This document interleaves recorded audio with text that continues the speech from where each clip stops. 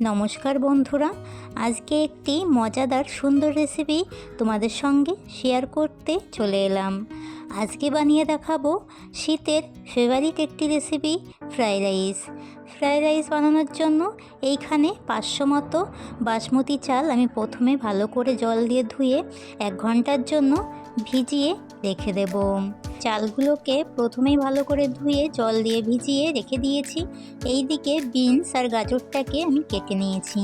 এই দিকে নিয়েছি কাজু, কিশমিশ, এলাচ, লবঙ্গ, দারচিনি আর তেজপাতা।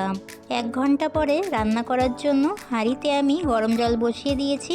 জলটা অনেক গরম হয়ে গেছে। সেই সময় আমি 2 চামচ মতো সাদা তেল দিয়ে দিলাম। সাদা তেল কী জন্য দিলাম একটু পরে তোমাদেরকে বলে দিচ্ছি। এবারে দিয়ে দিচ্ছি কাজু, কিশমিশ, গোটা গরম মশলা, তেজপাতা।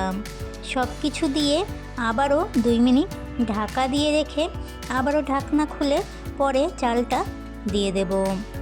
জলটা যখন এরকম টকবক করে ফুটবে সেই সময় ভিজিয়ে রাখা চালগুলো দিয়ে দিতে হবে। ফ্রাইড রাইস রান্না করার জলে 2 চামচ মতো সাদা তেল দিলে ফ্রাইড রাইসটা অনেক ঝরঝরে হয়। আমি যেইভাবে রেসিপিটি তোমাদের সঙ্গে শেয়ার করছি ঠিক এই রকমভাবে তোমরাও বাড়িতে বানাবে, দেখবে খুব সহজেই এই রেসিপিটি বানিয়ে নিতে পারবে। তার কিছুক্ষণ পরে দিয়ে দিলাম গাজর আর বিনস। কিছুক্ষণ বলতে চালগুলো দেওয়ার 1 মিনিট পরেই গাজর আর বিনসগুলো দিয়ে সেদ্ধ করে নেব। এবারে দিয়ে দেব আমি এখানে 1 চামচ মতো লবণ। তোমাদেরকে একটু বলে দিই, লবণটা তোমরা আগে দিলেও হয়। লবণটা দিয়ে একটু জলটা চেক করে নিতে হয় যে জলটা লবণ হয়েছে নাকি, তাহলে পরে আর এই লবণটা মিশানোর ঝামেলা থাকে না। দেখো এইদিকে বিনস, চাল, গাজর সব কিছুই আমার 90% মতো সেদ্ধ হয়ে গেছে। এবারেই আমি নামিয়ে নেব। ভাতের মাড়টা ঝরিয়ে 15 মিনিট পরে ভাতগুলোতে চিনি আর ঘি মেশাবো বলে চলে এসেছি। এইখানে ঘি নিয়েছি। ঘিটা হাতের সাহায্যে আমি একটা পাত্রে ভালো করে 4 সাইড মেখে নিচ্ছি।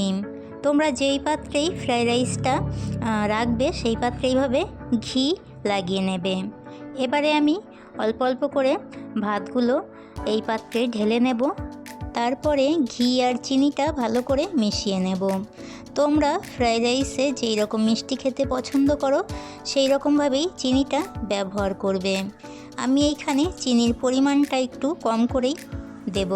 আর দেখো ভাতগুলো কতটা ঝরঝরে হয়েছে আর কত সুন্দর হয়েছে, একটা ভাতও ভেঙে যায়নি। আমি 1 চামচ মতো ঘি আর সামান্য চিনি দিয়ে ভাতগুলোর সাথে ভালো করে মিশিয়ে নিচ্ছি। আমি আজকে এই ফ্রাইড রাইস রেসিপিটি খুব সহজভাবে আর খুব তাড়াতাড়ি কোনো ঝামেলা ছাড়াই বানিয়ে দেখালাম। আরেক রকমভাবে ফ্রাইড রাইস বানানো যায়, সেটা হচ্ছে সব উপকরণগুলো ভেজে নিয়ে। এই ফ্রাইড রাইসটার মধ্যে একটা জিনিস আমি দিইনি, সেটা হচ্ছে মটরশুঁটি। তোমাদের কাছে থাকলে অবশ্যই মটরশুঁটি, ক্যাপসিকাম এই দুটো সবজি অ্যাড করতে পারো। আমার এইখানে সব ভাতগুলোর সাথে চিনি আর ঘি ভালোভাবে মিশানো হয়ে গেছে। রেসিপিটি তোমাদের কাছে কেমন লেগেছে অবশ্যই একটি লাইক, কমেন্ট, শেয়ার করে দিয়ে জানিও।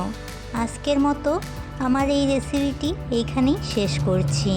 আবারও দেখা হবে নতুন আরেকটি রেসিপির সাথে। তোমরা সকলে অনেক অনেক ভালো থাকবে। আর আমার চ্যানেলে নতুন হলে আমার চ্যানেলটিকে অবশ্যই সাবস্ক্রাইব করে দিও। টাটা।